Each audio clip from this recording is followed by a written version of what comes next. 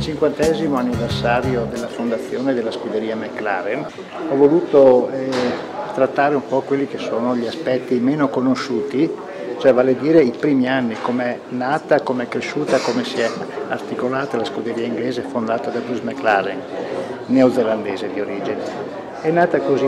l'idea di trattare la Can-Am, le gare USA, che la Can-Am era un challenge per vetture sport che si correva negli anni 60 fino al 73-74, le gare USA che era la Formula 1 di America, Indianapolis, i primi anni di Formula 1, quelli corsi da Bruce McLaren prima di trovare la morte a Goodwood